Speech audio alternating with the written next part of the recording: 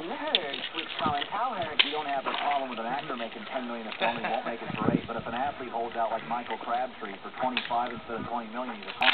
We don't have a problem with the operatic singer doing it, the high-end educator. People aren't trying to tackle teachers or chefs. People are trying to end that guy's career. He's got 6 years. What was your last torn ACL? Get in The Herd on ESPN Radio at ESPNradio.com. Washington Redskins football is brought to you by Ducks Unlimited Heating and Air.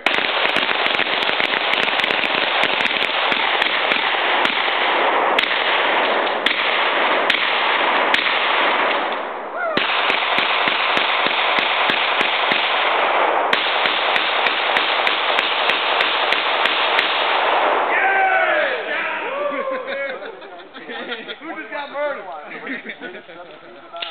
Knock each other out. You're out of the ball game now. Yeah, dude. I feel so much better after that. Did y'all hear the percussion? I could feel it. Yeah, I could.